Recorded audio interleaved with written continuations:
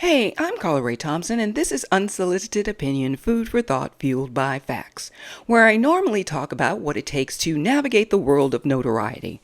But not today, no. I'm going to take a slight turn to the left, into the world of reality TV, to review, comment on, rant about Episode 1 of Season 2 of Fox's Special Forces, The World's Toughest Test. If you've seen Special Forces before, you know the drill. If you haven't, here it is.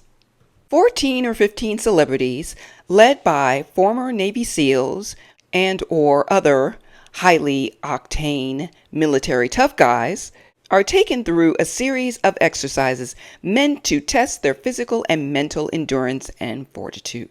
There's no prize money, although I'm quite sure they were paid, just the satisfaction that you have survived the BS. This season's crop of recruits include Brian Austin Green, Megan Fox's baby daddy, Tara Reid, tabloid staple of Sharknado fame, Blac Chyna, Rob Kardashian's baby mama, who has undergone a spiritual and physical transformation, Tom Sandoval of Vanderpump Rules' Scandoval, Savannah Chrisley of Chrisley Knows Best, whose parents are currently incarcerated for fraud, Jojo Siwa of Dance Moms fame. There are others, but I'm not interested in them at this point. Okay, I don't know what's going on, but this season seems like it's getting off to a slow start. Maybe it's the new location. Last season was in the Wadi Rum Desert in Jordan. This season, it's the cold mountains of New Zealand. Also, no one was eliminated during the first two tasks, which weren't particularly tough.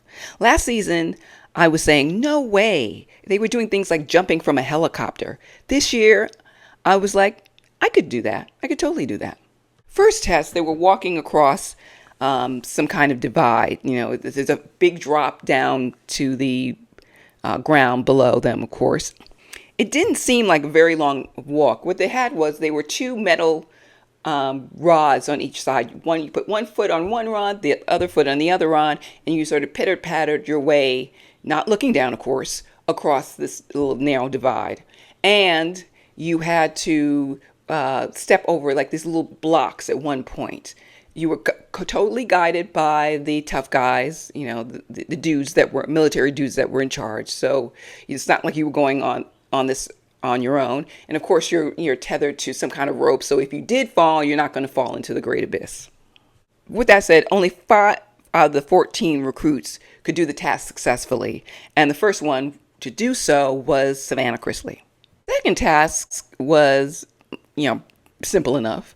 It was hauling around this heavy boulder while completing a circuit of exercises, which included lunges with said boulder. Okay, enough of that. Let's talk. Tara Reid was struggling from the start, and she looked so frail, so confused. She tried to stash some ciggies. She tried to stash some ciggies in her pocket, which the military dudes confiscated.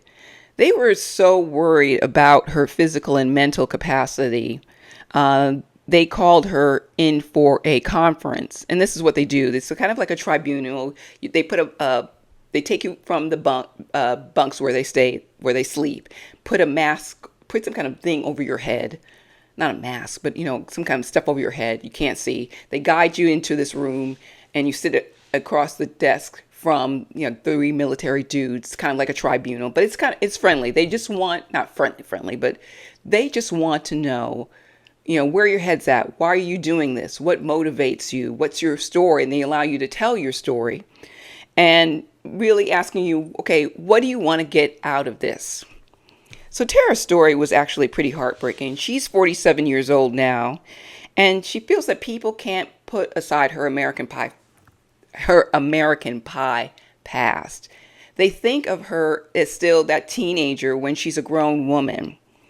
And she talks about being bullied and says she feels like a broken bird. She wants to develop thicker skin. Like, I'm totally, listen, we all can totally relate Tara.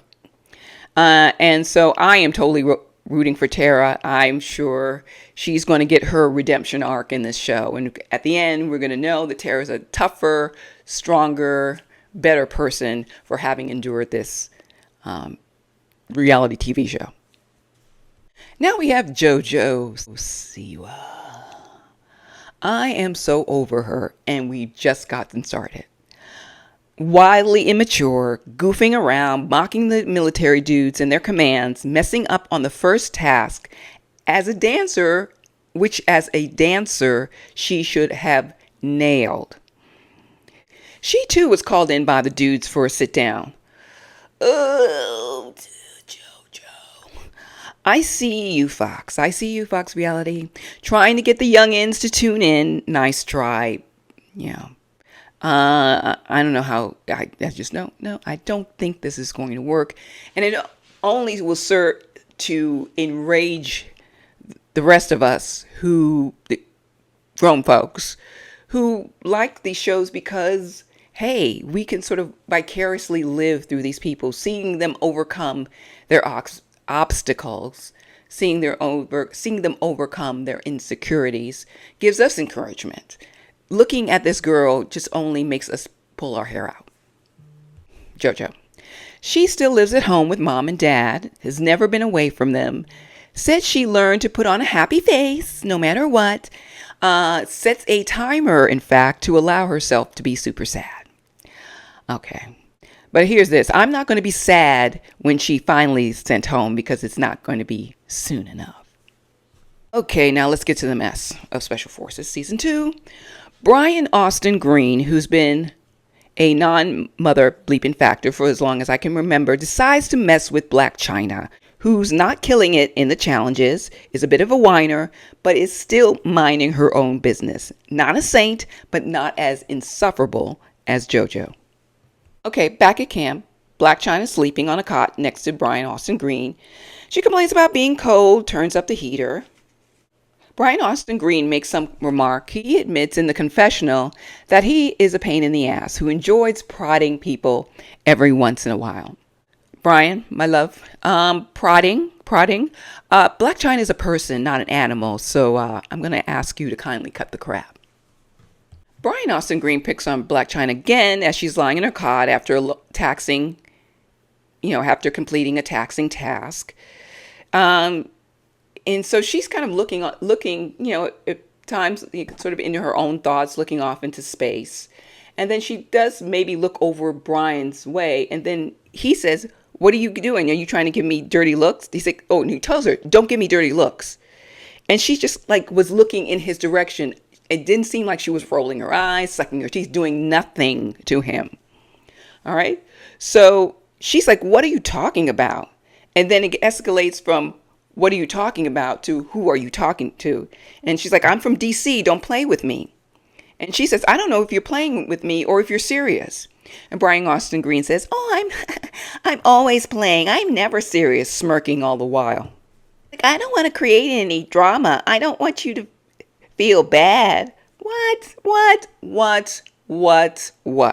You lying sack of lies. I can see why your wives left your lame ass looking like a whole lot of misogyny and microaggressions. Chyna clapped back, "You're not never, ever, ever, ever, ever going to make me feel any type of way. I'm going to let you know right now. Okay, my man? Carry on." Angry black woman trope activated. Blac Chyna left the room and went to another room to cry alone. And after Blac Chyna kind of stormed out, messy ass Jojo kind of mouthed, "What happened?" And of course, Brian Austin Green is kind of shrugs his shoulder like, I don't know what happened," with a smirk on his face. This kind of targeted nonsense didn't happen last season. Not only was Kenya Moore from Real Housewives of Atlanta sort of allowed to shine, show a different side of her, show a more compassionate, kinder, competitive, tough, just wonderful side of herself. And she had an awesome experience, and she actually promoted the show. But you can kind of tell that Chyna did not have a great experience. Chyna has done no promotion that I've seen online. She's promoting her wigs and other stuff. She really hasn't talked about the show at all. They have from the start, they have sort of painted her as kind of this little villain. Once again, angry black woman trope. Somebody's always complaining, blah, blah, blah, blah, blah. They're doing this at the same time exploiting her notoriety. From the previews, looks like the tasks are going to get tougher. And hopefully the show will focus more on fitness, survival, both mentally and physically, as opposed to the typical reality TV effery. Well, that's it from me for now. This is Carla Ray Thompson, and that was Unsolicited Opinion, Food for Thought, Fueled by Facts.